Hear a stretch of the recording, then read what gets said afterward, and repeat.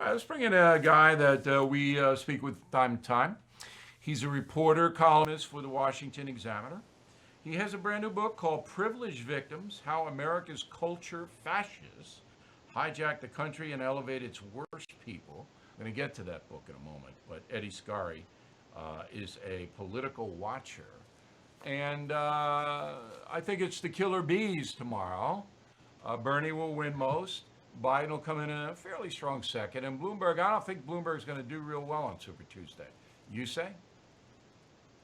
I'm not so sure that Biden's going to come in that strong of a second. I heard your poll numbers, but I mean, all the big states are looking like they're for Bernie Sanders. California, probably Texas, probably Virginia, and then what did Joe Biden add? He had North Carolina, and you said maybe Texas. I guess that's a possibility, but no, I'm not so certain about that. I've kind of been shocked to see Klobuchar dropout today. I knew that Pete Buttigieg's ride had kind of ended after the New Hampshire primary. He just couldn't. He was literally fabricating black support. You can't win the Democratic nomination without the black vote. To say nothing of the general election that Democrats rely on for winning the general election. But no, I won't be surprised actually if Elizabeth Warren ends up dropping out, and then we really are just looking at Biden still probably, and then Bernie Sanders, and then Bloomberg still doing his thing. Yeah, it's a killer bees, I call him. Bloomberg's not going to quit. He didn't really have any reason to quit. And he'll spend. And tomorrow will be really his litmus test. So if all the spending doesn't elevate him out of third place and he doesn't really show well, going to be very, very hard for Bloomberg to be taken seriously. Now, Biden, I disagree with you, Ed. I think he's going to pick up support from the Mayor Pete crew and the Klobuchar crew, which is about 12 to 15% of the Democratic vote. Biden will get pretty much all of that because they're not going to go for Sanders. People who would like Klobuchar in particular wouldn't vote for Bernie Sanders. Mayor Pete is kind of all over the place. So that if Biden does get that support added to his own, that should give him a pretty competitive second place, in my opinion. Well, assuming that those people actually decide to turn out, I don't think that there was a hardcore base behind either Pete Buttigieg. He was a completely media-created candidate. There was never anything there. I think probably the same thing for Klobuchar. She hasn't really stoked any fire among her supporters. So I won't be surprised if it's just kind of a non-factor, but you could be right. Yeah, I usually am. You know that. Particularly in Minnesota, where, Minnesota, Amy Klobuchar was going to win. She was poised to win that state. It's her home state. And now Biden can take some delegates out of there. But anyway, look, we'll be on live, as I said, tomorrow at 9. Everybody will know. And it is, I must say, the Democratic Party's in chaos. Did you read my column today, The Tribal States of America?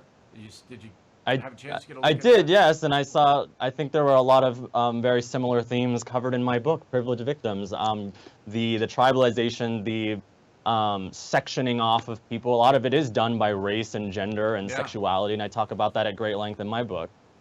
You say in your subtitle, which is very provocative, how America's culture fascists, and we know that who they are. It's mostly social media and, the Washington Post, New York Times, hijacked the country and elevated its worst people. Give me a couple of examples of its worst people. Who are they?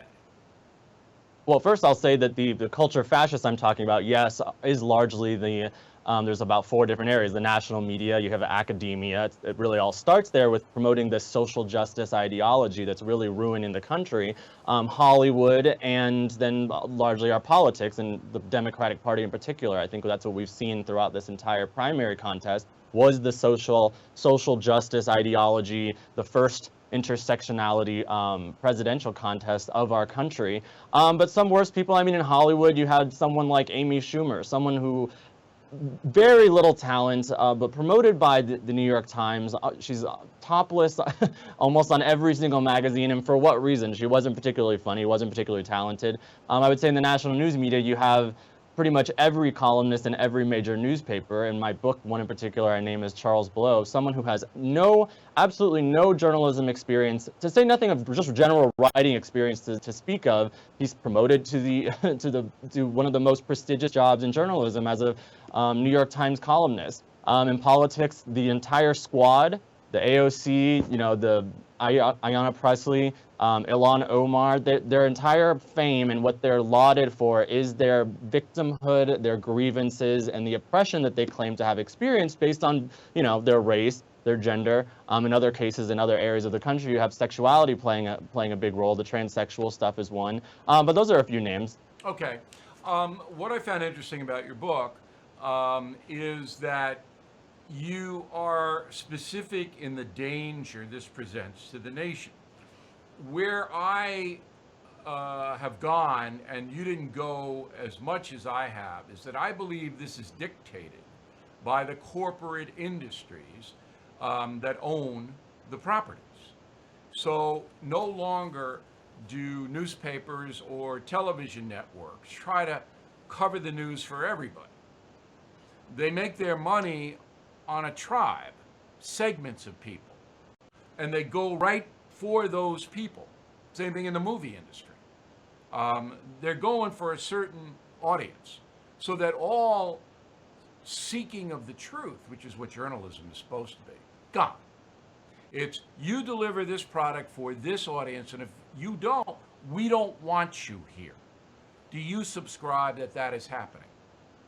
I think there's an element of that, but actually there's an entire chapter in my book that's all about the history of social justice ideology, where it comes from. It's basically every one of the left's worst ideas: feminism, race theory, socialism, Marxism, communism, queer theory. All of those are in one thing now. It's called social justice. But no, actually, it's a little bit more than what you're talking about. And I think because it's an ideology, it's a message that these people actually believe in at the expense of quality. We're seeing the rise of mediocrity. And one really good example of that I'll tell you about in Hollywood. You get all these remakes where they just remake it for, not because they have a really good idea for a remake, but they say, oh, we're going to take all the men out of these roles and replace it with women. You get a movie like Ghostbusters that completely bombs. The people who run that franchise say, you know what, we're not going to do the whole women thing anymore. One of the actresses who was in the movie, she then goes on Twitter and has a massive fit about how, well, this sends the message that boys are better than girls. But that's what you're seeing, is just the message being pushed that, your oppression, your victimization, your grievance based on, Right. again, your gender, your race, your sexuality, all of that is supreme anymore. And this is how you get attention if you want to advance your interests. You want national attention, you want fame. Jussie You're a Smollett victim. wanted money and fame. I You just agree. claim victimhood. I got one more question. Do you think the Washington Post would hire you? Yeah, right. No. And I'm a gay Latino, by the way. You would think that I would fit in on this, and no, I will never see the Washington Post newsroom. Why? All right, so you're in the Washington Examiner. You're a few blocks away from the Washington Post. You're obviously accomplished, okay, articulate. You write books. You have a point of view. Why wouldn't Washington Post hire you? Because I don't subscribe to this ideology. That's what I'm saying. It's an ideology, a that's what social I'm saying, justice too. sickness. It's a corporate Right, no, and I thing. think they honestly believe it. They really believe this message that they're pushing, and that's because I never thought for one second, oh, if I could claim to be a victim or oppressed or aggrieved based on being a gay Latino, I could probably really get some money here. I could probably get some attention here. I No, could you get a went- job at the you Washington went- Post, but I don't you do went that. the other way.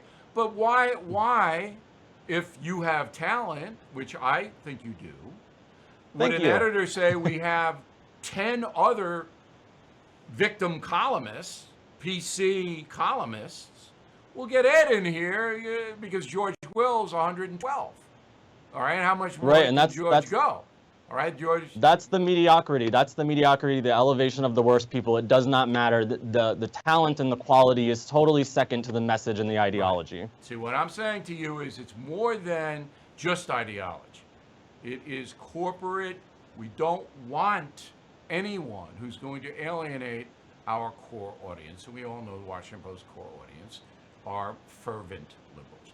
Good luck with the book, Ed. It's Privileged Victims. America's Culture Fascists Hijacked the Country and Elevated Its Worst People.